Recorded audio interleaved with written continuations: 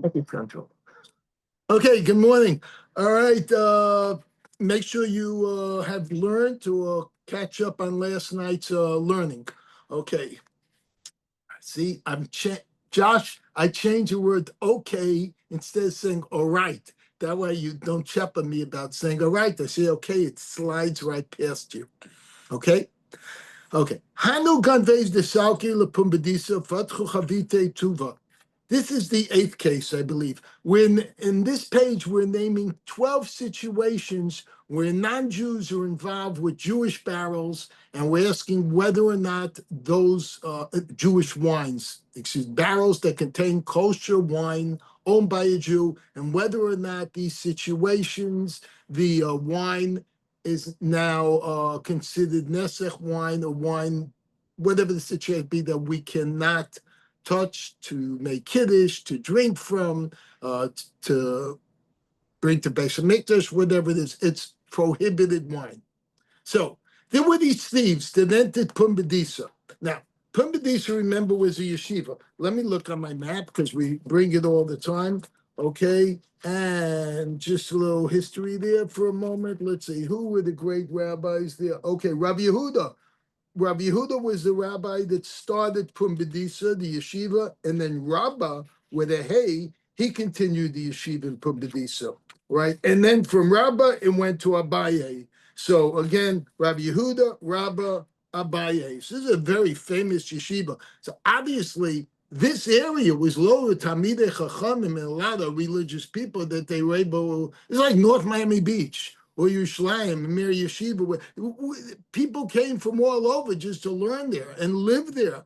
That's the way it was. So advertised for North Miami Beach, you realize we have somewhere between a dozen and 18 shuls over here and several kollels, this and that. So if you have been listening from out of town, especially New York City, and you want to move, even Morocco, all right, this is, if you're not going to Yerushalayim, which is definitely number one, this is the place to temporarily come.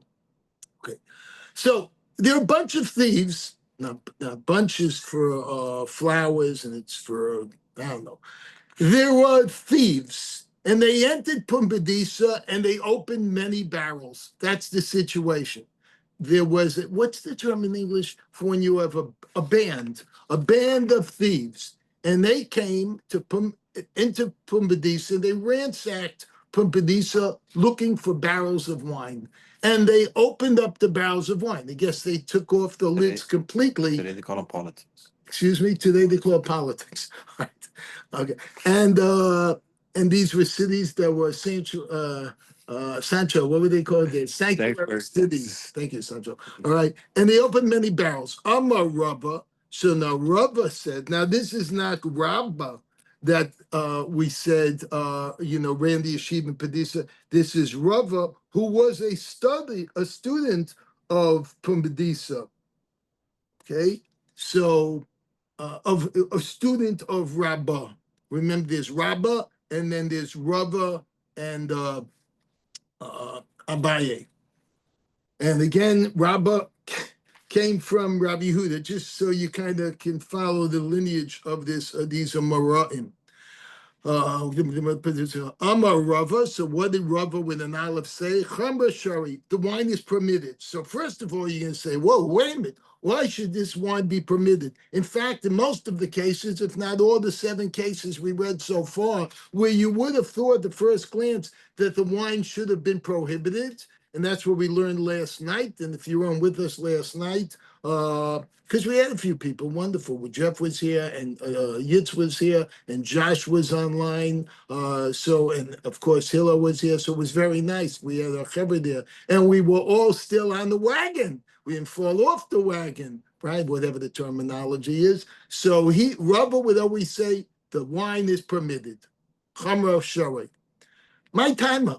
What's the reason? Why are you saying the wine's permitted? Where all these this band of thieves came in, they opened up all the barrels. Why don't I ask, hey, maybe they put their hands in, mushed it around, turned it into INS? Good question. Of course it's a good question. And if not a good question, it's still my question. Ruba Ganve Yisrael Ninhu. So what's the answer? Most thieves in this area are Jews. Again, this city is a city of Jews. So most of the thieves you find there will be Jews. Now, Josh is saying no. Why no? He's just saying the percentages of people that live there.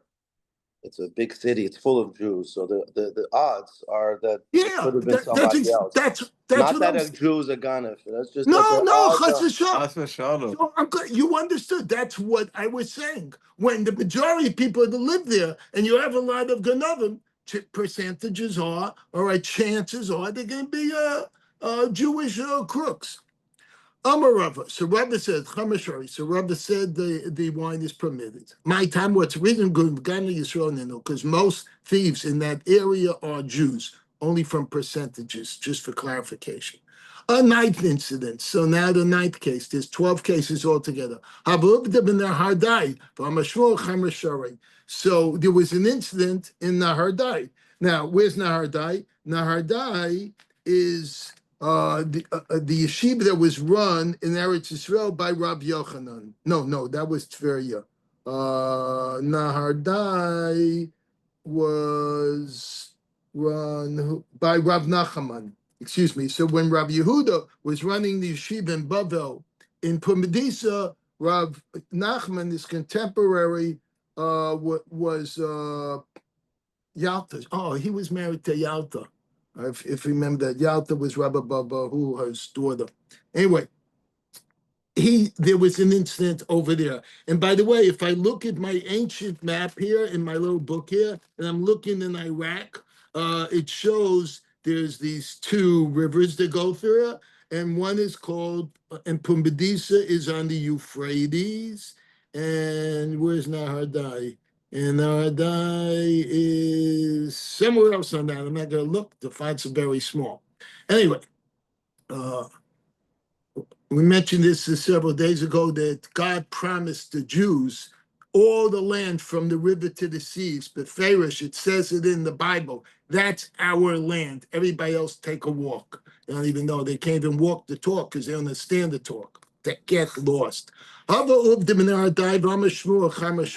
there was an incident. Whoa, let them go. Or they don't even know what they're doing, just because many of them are either ignorant or they get paid to go and scream. There was a similar, believe me, and what goes around comes around. There was a similar incident in the Hardai, and Shmuel ruled that the wine was permitted.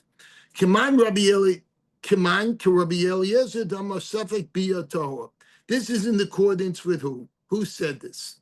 Now, hear what the word said, Safek Bia Tahor. This Bia is not talking about the Bia that we learned in matters of marriage, Kesef Star Bia, all right? That's not what we're talking about.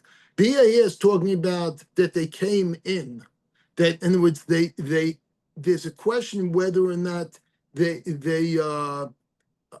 entered you'll see what that exactly means. Presumably, in the court for Rabbi Eliezer, who says that there's a doubt regarding whether entry is permitted. This nan. So we bring a Mishnah off this shelf. All right, Mishnah we borrow. Excuse me, Gemara, can I borrow your Mishnah? Yes, sure, you can borrow my Mishnah. For we learn in the Mishnah, Anichnas Levika, or if you want the Texas accent, sure, you can borrow the Mishnah. Okay, that's not really a good Texas accent. Anichnas Levika, B'Yamasa G'Mishamin, one who enters an area of open fields during the rainy season. Now, Bika usually is the term we use for a valley, all right? That's what the word means in Hebrew. But here it's saying it's open fields. So just for clarification, that's what the Gemara is referring to. And during the rainy season, which is basically the winter time, people are not allowed to go and walk through those fields because the farmers had planted their stuff there. And this is not Shemitah. Anybody can go in, pick from this. This is off limits to everyone. This is farmland that's been planted, and we're waiting for this stuff to grow. The tumba said the plonus, and there is a tumba. And in a certain field, within all these fields, there happens to be a grave that's buried there. Now, we're not saying exactly which field and where the grave's location is. We don't have GPS for that. what's GPS? Gravity Square. Per square. Right. And there is a tumah. There is a grave destroying field. Halachti b'makam halaz. And he says, the person who walked through there, I went through the area, meaning I entered the field even though I wasn't supposed to. Then in the day of nechnasti la'osa sada im lo nechnasti. But he has a suffix, he has a question. This person who would enter, he says, I'm not really sure if I went through there or didn't go through that field that had the grave or not. Well, I don't know if there was a grave mark or not, but he certainly has a question. So it's a suffix. Right, Rabbi Eliezer declares him tahor, while the sages rule him tameh. So it's a machlokes, as always. It's an argument. According to Rabbi Eliezer, he says this guy who walked through the field, he's still tahor. He's still spiritually pure, because we don't know for sure that he touched it. Well, actually, we're going into detail, but Rabbi Eliezer gives him tahor, while the sages say he's tamei. Now we're going to explain what's the reasoning behind this machlokes, behind the argument. Rabbi Eliezer omer safek bia tahor. Rabbi Eliezer says a doubt concerning entry is root tahor, even in a private domain. Remember, these fields, they belong to farmers. They're private fields. They're not, this isn't the public national park. Okay, Suffolk Maga Tummy, and a doubt is concerning whether or not a doubt concerning contact is root tummy. And if we're not sure whether or not he touched the person, we're saying a doubt concerning contact is rule tummy. Normally, if there's just a doubt whether or not he touched it, we'd say tummy. I think he's trying to prove that we're dealing with suffix per suffix, two suffix. In other words, when you have a rabbinic thing and then there's sfeik sfeika, I'm not sure this and I'm not sure A, and if it was A, I'm not sure B, then we usually go lenient. I think so. So he says, here too, where the doubt was whether an idol worshiper entered the private domain in which the way, okay, that was the initial case. Now we're back to the idol worshippers, where idols should enter the private domain in which the wine was located. Shmuel ruled in accordance with Rabbi Eliezer and permitted the wine. The Gemara responds that this explanation is not necessarily correct. Lo, right? This is what Israelis say. No. But it may be, it's not like the Canadians say, no, it's lo. No. All right. No, it may be that in general, Shmuel holds that even a doubt concerning entry is tamei. Again, entry meaning bia. Wait, no, it's not. Entry is just entering the field. Shani Hassam, why is it different there? Kevin the Ika, the Fasche, Lashum Mamona, Habalei, suffix Feka. Now we're getting back to the case of the thieves. Say, we said that all these thieves came in and they opened up all the barrels in search. Oh, he's giving the answer here. When all these barrels were found to be open, we're not saying, according to him, that this wine is all considered tamei, it's all considered prohibited, it's all considered nesach wine. Why? Because there's so many barrels open. If they want to get drunk, they'd open one or two barrels, the soldiers, they sit down and they drink and be merry. And that's it, and that's it. But the fact that now we go in and we see 20, 30, 40, 50 barrels are open, and the wine isn't even lowered. They weren't going in to drink the wine, obviously. So since the thieves opened the barrels, it must have been only because they were searching for money. So they thought maybe money was hidden in the barrels. You ever see these drug busts by the FBI? The FBI will take the stuff off the truck, and then they bang open the barrels or the packaging, and they look if there's guns, if there's cocaine, whatever's in there. And usually the first, what? Family shit. It's a family shit. Well, they better stay away from that too. And usually what happens, it looks like it's okay. They don't see anything and start to walk away. And then one smart detective says, wait a second. He picks up the vase or a teddy bear, whatever it is, and he throws it on the floor. He rips it open, breaks it, and that's where the drugs are. So they were opening all this in search of money. who, because of their preoccupation with finding money, would not pause to render the wine nesach. So that's what they were involved with, just looking for money. And if they're looking for money, they're not going to stop and make time and say, oh, you know what, we need to pray to our idol. Let's mush around some of this wine. Let's take this. That's not what they're doing that. So the situation was one of a double doubt. So again, any situations of sveka in this situation are considered that it's still allowed. And I'll read you the commentary here in English. It's doubtful whether the intruder was a Jew or an idol worshiper, so we don't even know. Because, like we said, Pumbedisa, the majority were Jews. And even if he was an idol worshiper, it's doubtful whether he touched the wine, because he might have just been a thief who was in search of the money. So either way, it's a good question, and we have a really good answer. And we said, what's the reason? Rubaganda Yisrael Ninu, because most potential thieves by statistics only to make Josh happy in Pumbedisa Jews, because the majority in Pumbedisa are Jews. Okay, right. A ninth incident, 9 out of 12. Who Uvda bin the Hardai? Did I read that already? Did it jump on me? You're on 10. I mentioned. No, I should be up to 10, right? I'm sorry. And when this Gemara jumps on me, then I end up reading the same thing twice. Nobody seems to even 9. notice that.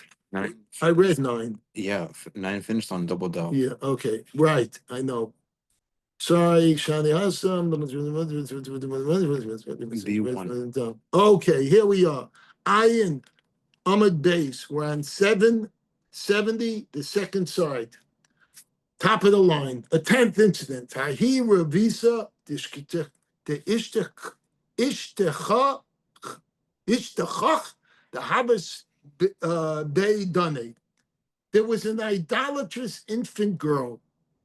This is a teenage idolatrous infant girl who was found sitting among barrels of Jewish-owned wine. So we had similar situations before where the idolater was found. Remember the last one we said? We said yesterday. He was found sitting by the barrel, or he was found hiding by the barrel, and it depended whether or not he was envisioned. It depended whether it thought, oh, the Jews also hide. That was with the lion roaring case. If you don't remember, it means you weren't there last night. You haven't learned it yet. But it was good cases to learn.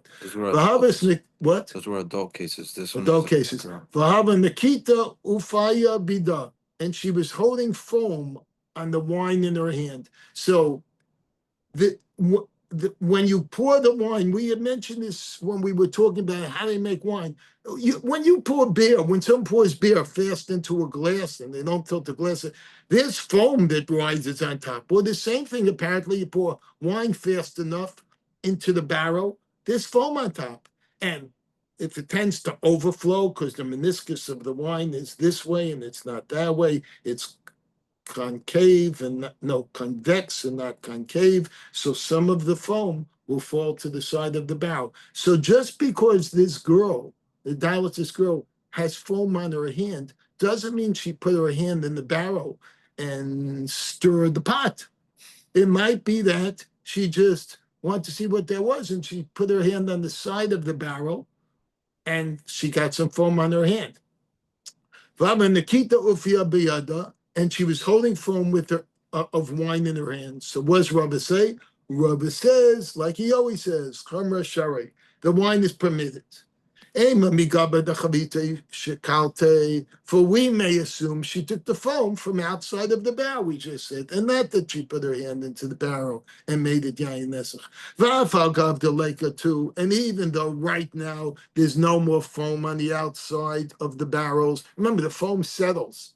So here would come a situation, she still has the foam in her hand, but when they look at the circumstantial evidence, there's no foam anymore on the outside of the barrels. And yet we're saying she might have picked up the foam from the outside of the barrels.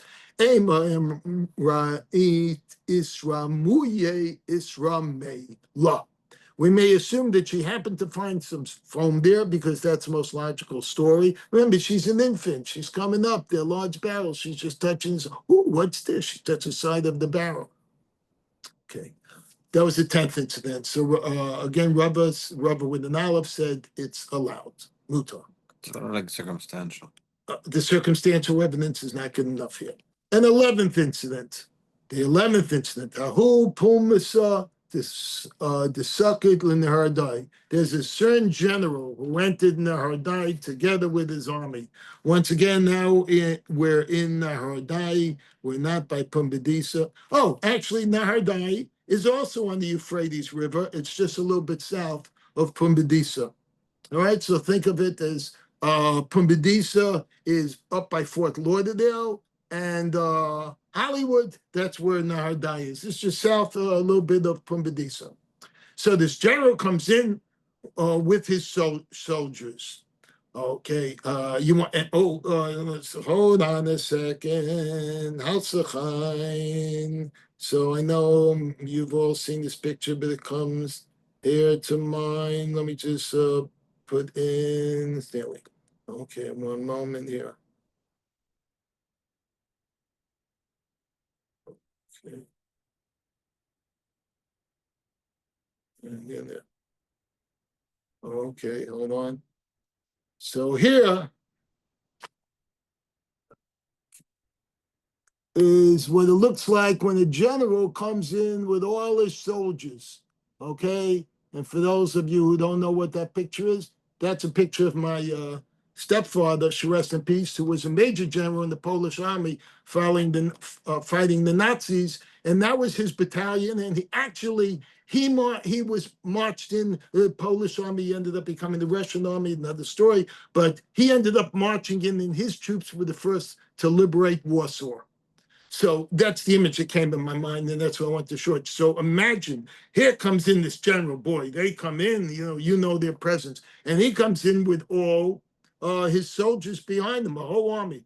And they opened up many barrels of wine. So initially it sounds like the case we just had, where the band of thieves came in and opened up the barrels of wine. So when Rabdimi came from Eretz Yisrael, so he came from the west, Uvda Hava Kamei de Rabbi Elazar Shora. So he says, there was a similar incident that was brought in front of Elazar in Eretz Yisrael, and he permitted the wine. So let's see what it was. But I do not know whether it was because he held in accordance Rav Eliezer, the Masafik Biyatah, who said that if there's a doubt concerning the entry, it's tahor. It's permitted. Mishum the Sava Ruba the Ajle Bahadei Pumisa Yisrael Ninhu. Or maybe he said whether it was because he held that the majority of soldiers accompanying the general of those troops were Jews. So the picture I showed you, I don't know how many of those troops were Jews. In fact, could have been none, could have been a few, because it was the only Jewish general around, major general, whatever he was, whatever the title was to have a battalion. And let's think back of the story with the Cantonese, where in Russia, where they would take young Jews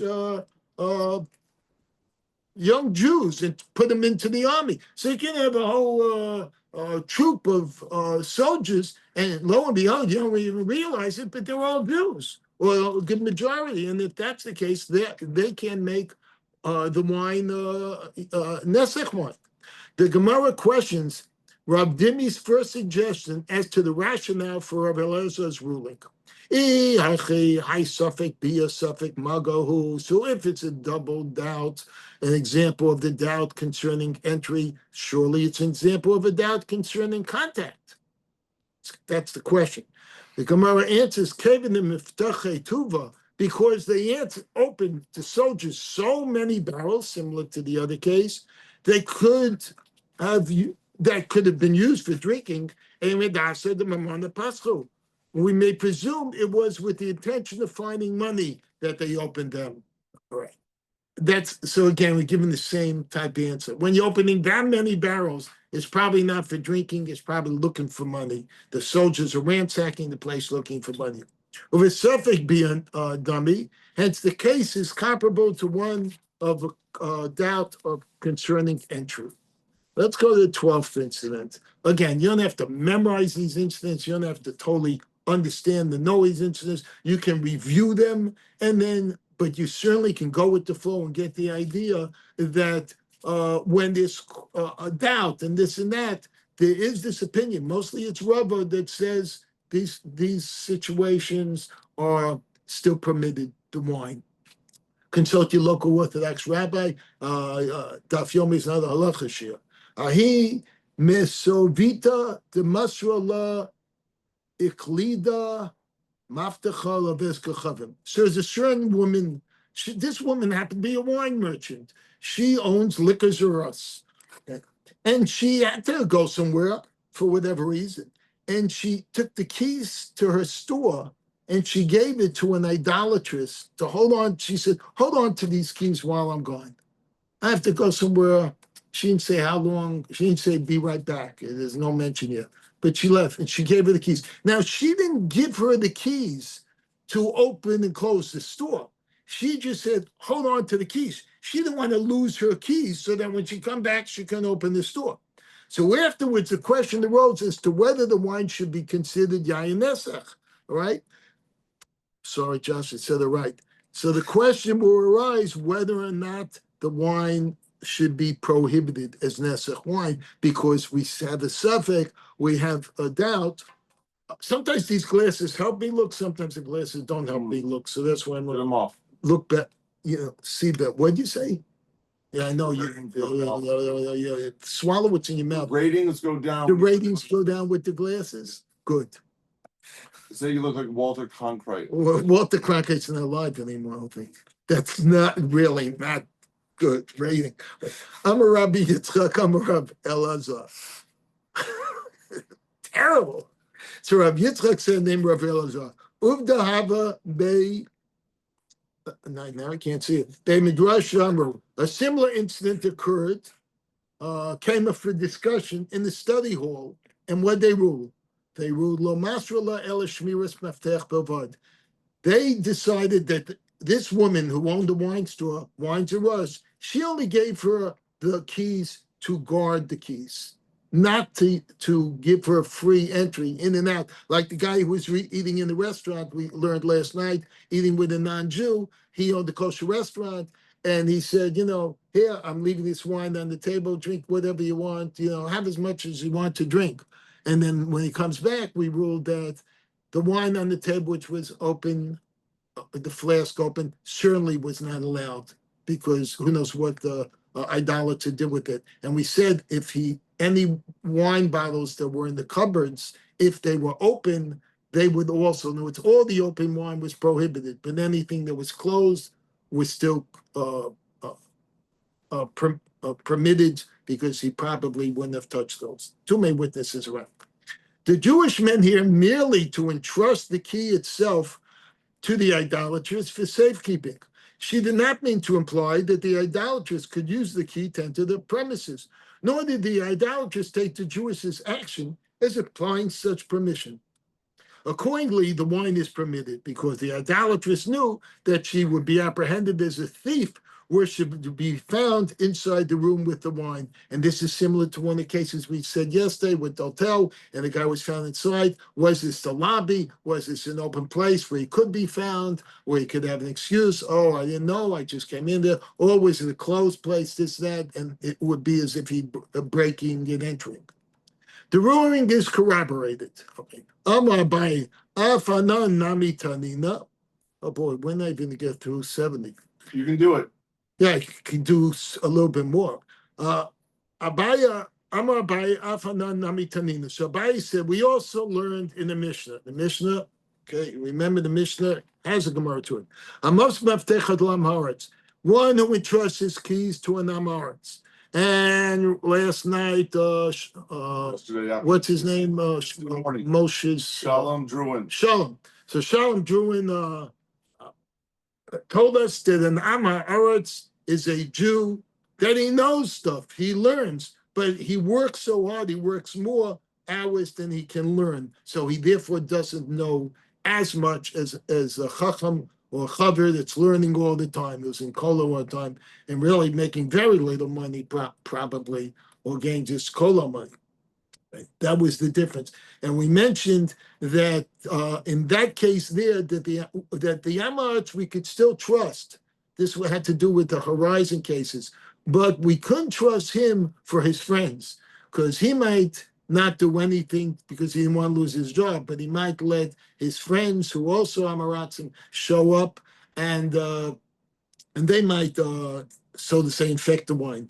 So what if someone entrusts his keys to one Eretz? Tarasov Taharas. His Torah items remain Tahara. An object in motion tends to stay in motion. And it's not in motion, it doesn't go. This is law of physics. This is religious physics, supernatural physics. If it was pure, it tends to stay put. It's like a chazaka. Tarasov Taharas. His Tahara items, his spiritually pure items remain spiritually pure. It's almost the same case, because when he gave this Amaretz the key, he only gave it to watch the key, so I don't lose this key. Not so you can go inside. Hashatarasov Torah. So now, if the Torah items remain Torah, nesech mi bay. Can there be any question regarding nesech wine? There shouldn't be any question. That's what we're raising the question, actually. So Gemara asks, Lamema de Torah alime miyeh nesech. Is this to say that the law for Torah is more stringent than the law for nesech wine? Now, what are we really saying? We're saying here, let me read it. Abaye could have expressed his corroboration of the Nesech ruling as a simple comparison.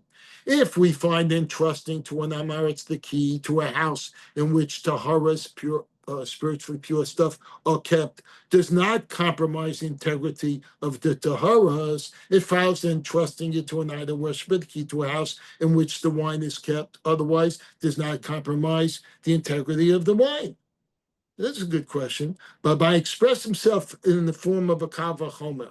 But how did he say this? The kal vachomer, if the pure wines remain pure, can there be any question regarding the nesech wine? This indicates that the level of guarding required for taharas is stricter than the level required for guarding wine from yayin nesech. That's the question we're asking. Because you can only learn kal vachomer in one direction. It's a one-way street. It's where if the lesser is we're more stringent than that, then certainly the more stringent we would stringent with. You can't learn it if we're more stringent with the stringent, then certainly the lesser, or something like that. You can't go down a one-way street or up a one-way street, unless you're a salmon, in which case you can swim upstream. Okay.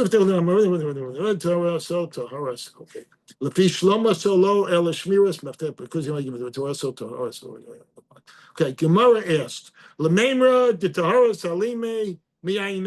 this to say that the law for Torah is more stringent than the law for Nesach wine? That's what I just read. The Gemara answers, yes, Ditma, for was stated. What are we going to bring? Bimsipas. Regarding a courtyard. There's a courtyard, and it belonged both to the neighbor on that side. It is a chaver. He's a Talmid Chacham. He knows the laws. And on this side, it's a Jew. He's just as much 100% Jew as the other one, but he works all the time, and he doesn't know as much halachas. So we're calling him an Amharitz. But they're good neighbors. They're great neighbors. And they own the same courtyard. But what happens is, to demarcate whose side is what, fences make good neighbors. Who said that? Not you. You're Rabbi Marlowe's neighbor. No, stop it. I'm not his neighbor. There's a house in between us. That's why we're good neighbors. Okay, so says what's my neighbor's name? I know he's older gentleman. Shever for Shlema. Yeah, it's like a French almost. Okay, whatever, from Singapore. All right. Okay. Regarding the courtyard belonging to, don't throw me off. It messes up the whole thing.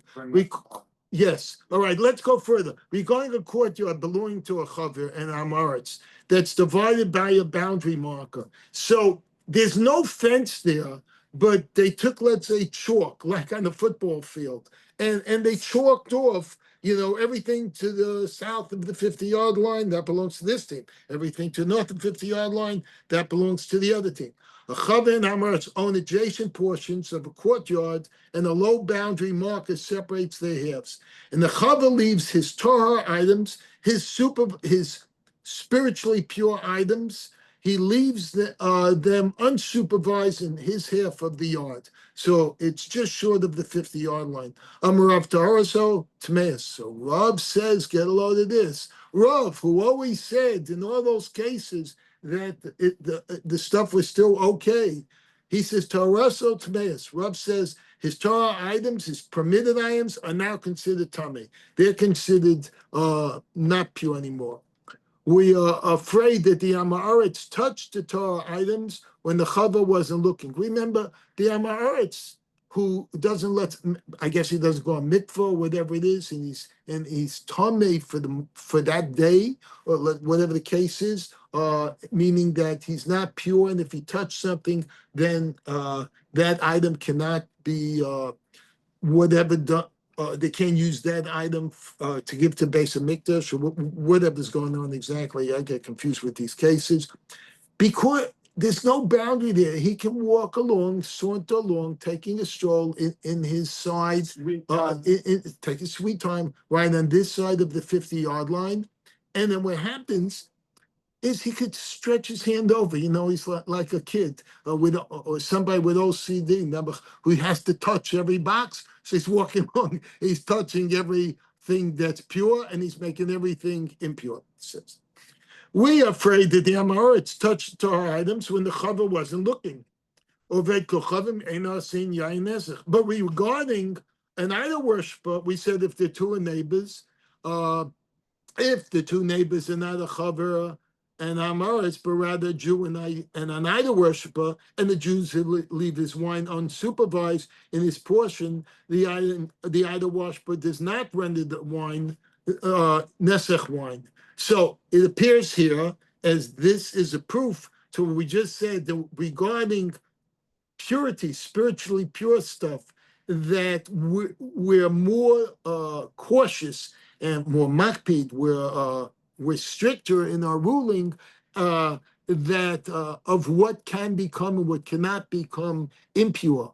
But we gave all these heterim, which we just gave 12 cases, where Rabbi said in all those cases, even though there was the possibility that the wine could have become potentially idolatrous wine, which we in English are calling nesech wine, that was still permitted.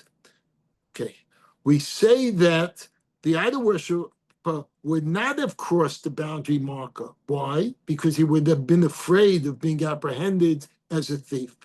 That's interesting.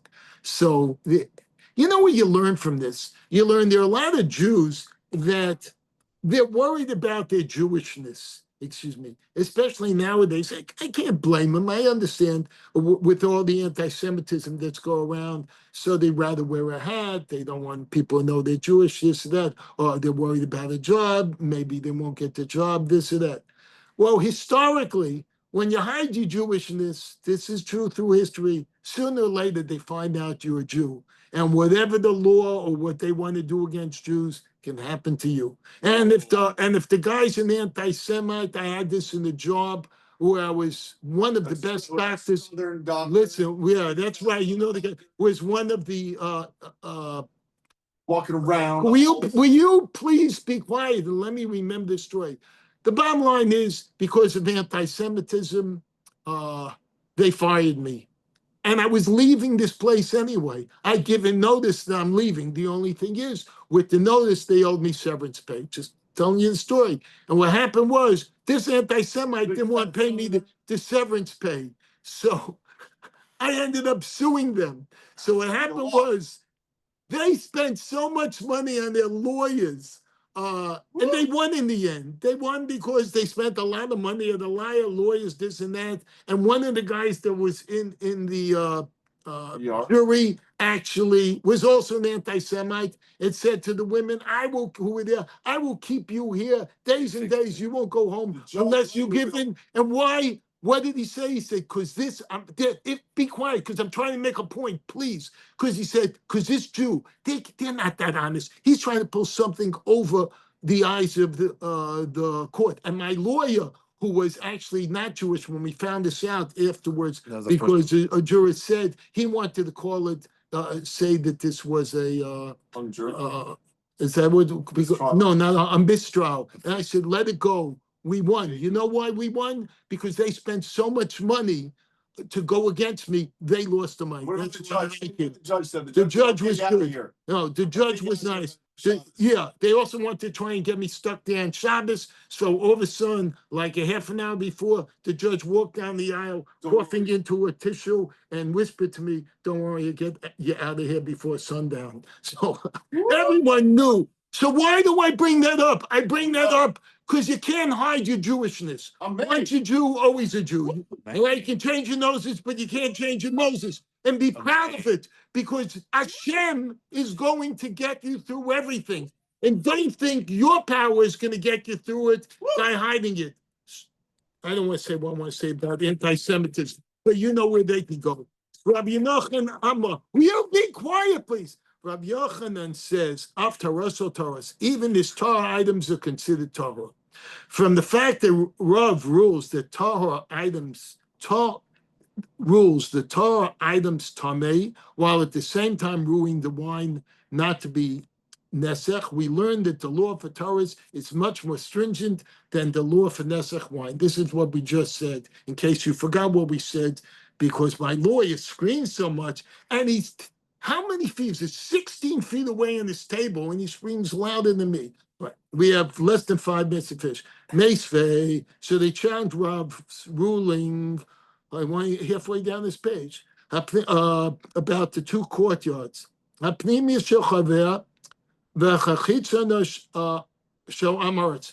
if it's a circle within a circle? So, and we learn cases of courtyards like that. The inner one belongs to the chaver, meaning to the chacham, the religious guy who learns all the time, and the outer one belongs to the Yam Haaretz, to the Jew. And we had learned previously with the one who owns the inside has to have a pathway, has to have allowable access to get to his courtyard. Let's see what it says here. The Chavir must pass through the Amaret's courtyard in order to get his own courtyard. Obviously, a circle within a circle. His courtyard has no direct access from the public domain. But the Amaret's need not pass through the Chavir's courtyard to enter his own courtyard. Well, that makes sense, because he doesn't have to go to the inside of the circle to get the outside. He's starting off on the outside circle. Thus, the Amaret's has no business entering the Chavir's courtyard. That's why we're bringing this up. Because if you find this Amaretz within the inner circle, he's got no excuse for being there. He can say, well, I had to go to mine. He's on the outside. Okay. Also, Chavir, Shetech Sham Peres. That Chavir may spread out the produce there, Benich Sham Kalim, or place utensils there, where on the inner circle.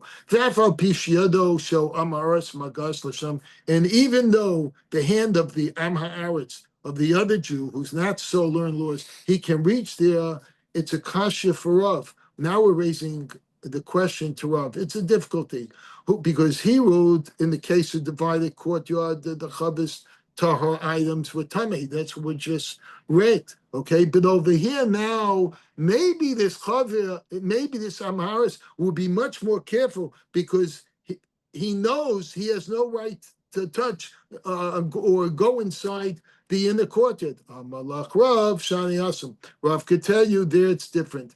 In the case of the courtyards, one within the other, because the Amaretz can be apprehended as a thief on account of it. All right, we're going to continue Tashma Sunday morning. So 70B Tashma, third of the way down to the bottom. And remember, Sunday morning it's 6 a.m. And we learn for an hour and what? 2 for 1. And we learned a special 2 for 1. Buy one, get one free. Logo. So we're going to learn for an hour and a half. Get ready. We're going to really fast. We're going to finish 70B. We're going to do 71. We're going to try and do 72. Do it.